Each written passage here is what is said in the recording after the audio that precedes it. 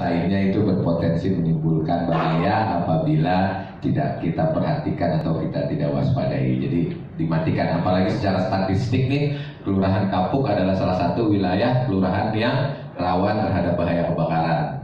Sudah 2 bulan terakhir ini ada 4 kasus di Kelurahan Kapuk kebakaran.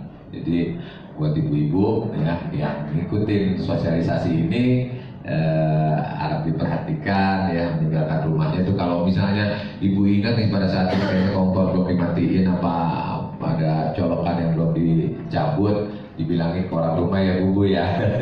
Sekaligus juga sampaikan kepada seluruh warga masyarakat kita, meskipun memasuki musim penghujan ya, tetap kita harus waspada karena ini udah masuk musim penghujan, ini kebakaran ada di Kelurahan Kapuk gitu ya ibu-ibu. Baik, kami juga mengaturkan permohonan maaf apabila di dalam kami memfasilitasi pertemuan ini sekiranya ada hal-hal yang kurang berkenan. Bapak Ibu semua, seperti kita ketahui sudah beberapa puluh tahun terakhir ya, mungkin udah agak puluhan ya semenjak ditemukan listrik ya, ratusan tahun yang lalu, energi dari uap segala macam sampai energi yang tadinya mungkin menggunakan energi macam-macam lah tuh ya, air dan segala macam, ditemukanlah energi listrik yang mempermudah di dalam kita menjalankan apa ya namanya sendi-sendi perekonomian dan kehidupan sehari-hari. Coba kebayang nggak kalau kita nggak ada listrik, Bu? Ya. Warahmatullahi wabarakatuh. Selamat pagi menjelang siang, salam sehat, salam sejahtera untuk kita semua.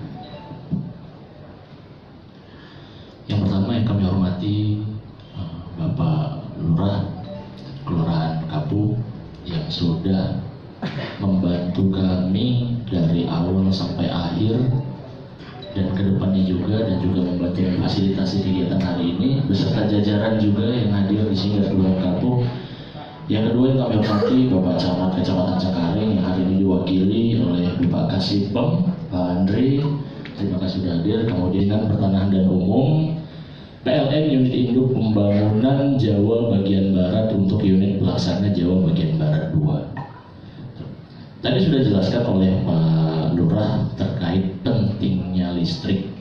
Nah, izinkan sebelum saya memasuki materi, hari ini kami akan membawakan 2 materi. Pertama terkait pembangunannya, pembangunan SUTED ini. Yang kedua terkait apa itu kompensasi, apa hak yang dapat diberikan kepada warga. Dan nanti di akhir sesi kita akan laksanakan tanya jawab kurang lebih setengah jam. Nanti tolong ketika penyampaian ini agar disimak baik-baik, dan di akhir kegiatan akan kami buka sesi diskusi, sesi tanya jawab. Apa yang ingin ditanyakan silahkan ditanyakan, jangan pertanyaannya dibawa pulang.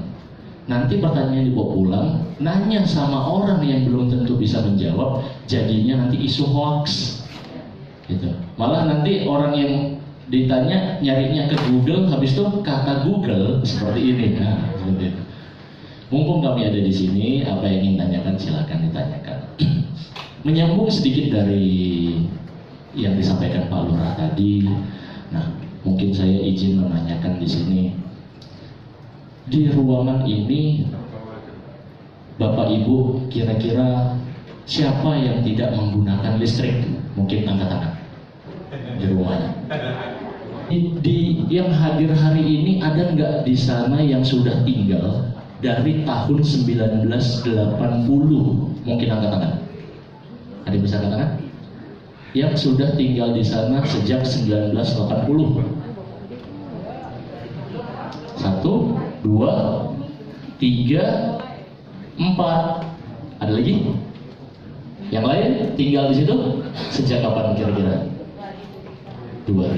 Ada tahun 2. Tahun 90-an ada? 90. Oke, berarti tadi ada yang 5 orang yang tinggal di sana sudah sejak 1980. Berdasarkan informasi yang saya dapat, karena memang di tahun itu saya belum lahir, Bapak Ibu.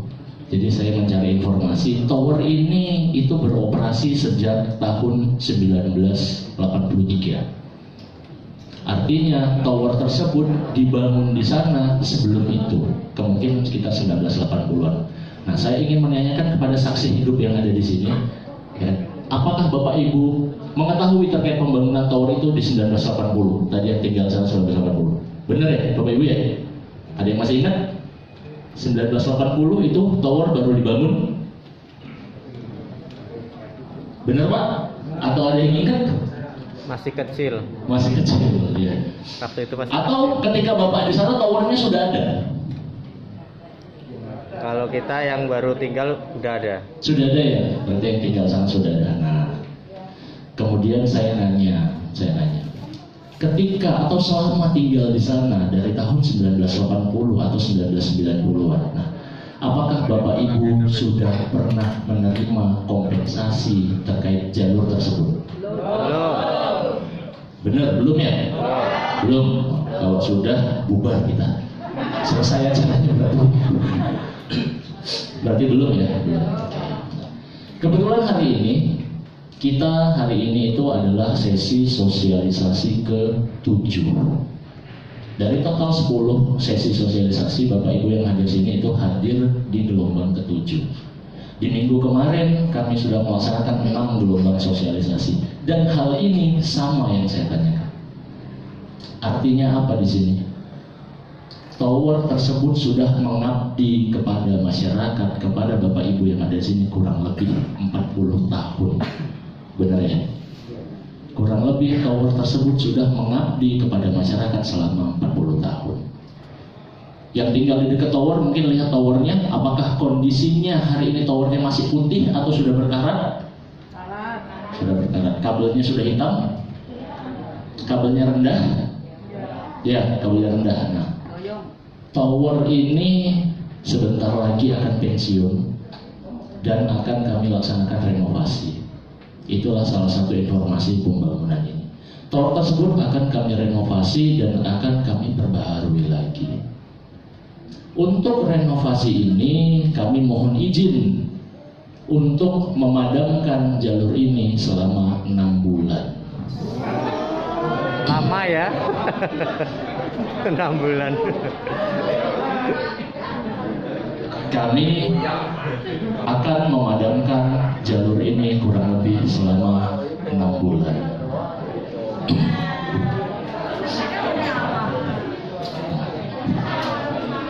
Tapi jangan khawatir, belum selesai. Saya belum selesai bicaranya Bu, jadi sudah panik ya. Nah, kalau mati listrik 2 jam aja kira-kira panik nggak Bu? Panik ya. Nah, jalur ini akan kami padamkan dalam waktu dekat selama 6 bulan ke depan pada masa renovasi tower ini. Tetapi jangan khawatir, dalam 3 tahun belakang kami sudah mempersiapkan backup-nya. Artinya ketika ini padam, Bapak Ibu masih tetap mendapatkan atau dapat menikmati listrik selama 24 jam. Alhamdulillah. Tetapi backup ini sifatnya tidak permanen. Kami diberikan waktu oleh pemerintah hanya 6 bulan. Artinya dalam waktu 6 bulan tower baru dan kabel baru harus sudah berdiri supaya ini bisa menyala lagi. Kalau tidak, potensi yang paling gampang kita lihat adalah pemadaman bergilir.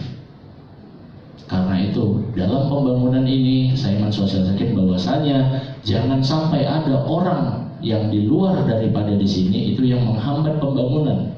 Kenapa orang luar yang menghambat? Efeknya di kita. Karena itu sama-sama pembangunan ini dikawal. Pak RT, Pak RW sama-sama membangun dikawal. Yang kami bangun ini bukanlah bisnis swasta, tetapi listrik untuk kepentingan masyarakat umum. Seperti itu. Jadi kami sangat memohon bantuan dari masyarakat untuk dapat mendukung pembangunan ini. Ketika Bapak Ibu mendukung pembangunan ini, itu terkait pembangunan, ada hak-hak yang diberikan kepada pemerintah, kepada Bapak Ibu, karena memang saya tanya tadi, dulunya belum pernah menerima kompensasi. Ada ternyata aturannya. Ada aturan yang bisa diberikan kepada Bapak Ibu. Nanti akan saya jelaskan ketika masuk materinya.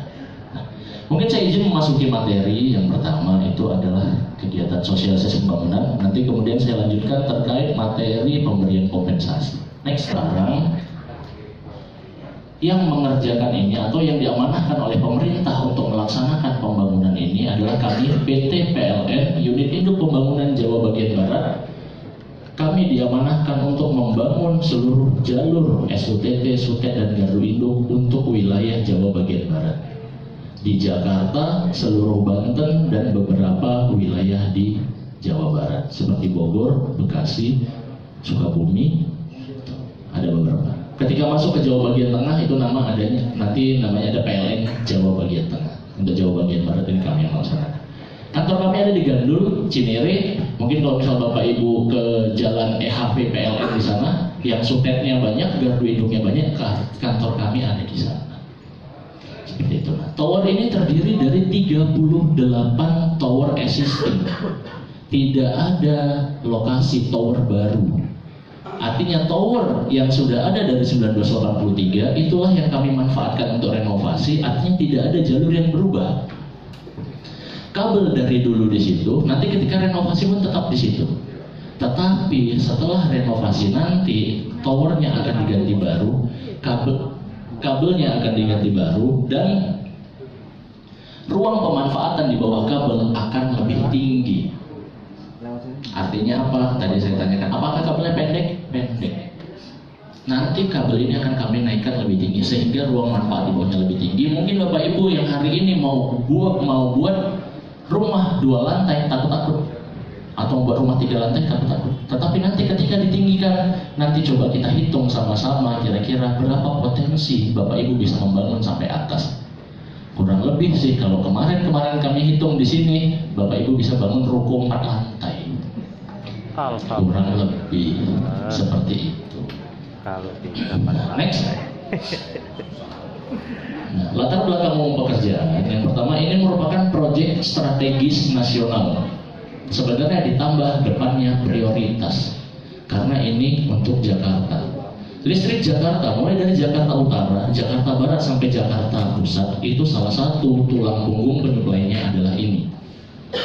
Karena itu kami cuma diberikan waktu 6 bulan untuk memadamkan jalur ini dan untuk menyalakannya kembali. Kemudian diperlukan adanya SUTET Doriko sampai Muara Karang dengan memanfaatkan jalur yang lama. Kami tidak membuat jalur yang baru, tapi jalur yang lama ini yang dimanfaatkan untuk mempercepat pelaksanaan pekerjaannya. Kemudian daerah Jakarta Raya memiliki risiko kekurangan suplai tenaga listrik apabila pembangunan ini terlambat beroperasi. Ini yang saya sebutkan tadi. Waktu 6 bulan yang diberikan kepada kami. Apabila ternyata terlambat, maka akan ada potensi krisis tenaga listrik dan kemungkinan akan ada pemadaman bergiliran. Seperti itu. Nah, kemudian kami melaksanakan operating tower ini dari tower yang berada di saat 1983, dan yang terakhir yang saya sampaikan saat ini selain pembangunan tower, kami melaksanakan tahapan kompensasi jalur ROW right of way sesuai dengan Permen ESDM nomor 13 tahun 2021. Materi yang saya sampaikan di sini bermuara di Peraturan Menteri ESDM nomor 13 tahun 2021. Saat ini zaman keterbukaan, tinggal buka handphone, tinggal cari aturan ini. Apa yang saya jelaskan di sini semuanya ada di sana. Seperti itu. Next. Ini informasi saja bahwasannya ini perintah terkait proyek strategis nasional. Yang kedua juga sudah ada perintah amanah Presiden untuk pelaksanaan percepatannya. Next, Mas. Dan juga ini termasuk ke dalam rencana usaha penyediaan tenaga listrik periode per 10 tahun. Next. Kurang lebih seperti ini gambarannya, 38 tower yang kami bangun, kurang lebih itu ada di wilayah Jakarta Utara 19 tower dan Jakarta Barat 19 tower. Next. Di Kelurahan Kapuk terdiri dari tower nomor 22 sampai ke 27. Totalnya 6 tower. 6 tower ini isinya kurang lebih 800 pemilik atau 800 bidang. 800 orang ini tidak mungkin kami laksanakan sosialisasi hanya satu gelombang. Wah, bisa kayak stadion ini Pak, ramai. Karena itu kami bagi menjadi 10 sesi. Karena apa? Kita mengikuti protokol COVID juga. Karena COVID masih ada. Seperti itu. Nah, next. Nah, Bapak Ibu di sini itu masyarakat yang berada di RT berapa? Gawangan Tower nomor 25 ke 26. Nah, coba kita lihat gawangan towernya.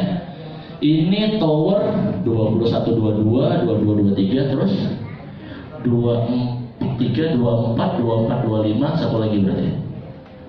Tower 25 ke 26 yang sebelah kiri. Ada yang tahu letak rumah Bapak Ibu di mana di situ? Mungkin Bapak Ibu kalau jalan di bawah yang melihat dinding orang, genteng orang sama jalan. Tapi ini adalah penglihatan dari udara, dari atas, isinya seperti ini. Ada yang hafal rumahnya di mana?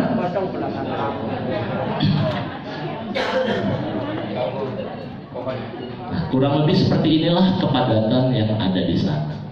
Seperti itu. Next.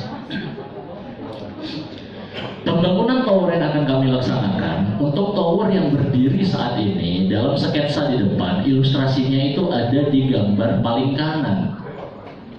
Tower saat ini ada di gambar paling kanan. Inilah tower yang sudah berdiri di sana sejak 1980-an. Kami akan melaksanakan renovasi tower ini menjadi tower Sutek. Itu tower Sutek normal itu ada di yang sebelah kiri. Sebelah kiri. Nah, itu yang tower Sutek normal. Kalau ibu berkendara atau misalnya ada jalan-jalan dari Jakarta menuju Merak, di sekitar Balaraja akan melihat tower seperti itu yang sebelah kiri. Banyak towernya sebelah kiri, sebelah kanan. Yang sekarang tower paling baru sebelah kanan. Itu baru selesai kemarin tahun 2020. Nah, itu sebelah kanan. Tetapi tower yang sebelah kiri itu, tower yang paling kiri, tidak bisa kami laksanakan pembangunannya di sini.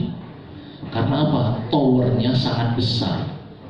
Lahan yang dibutuhkan untuk membangun itu juga sangat besar. Oleh karena itu, untuk pembangunan di lokasi pemukiman padat penduduk ini kami menggunakan tower yang di tengah, namanya tower compact atau slim, kurang lebih yang di tengah.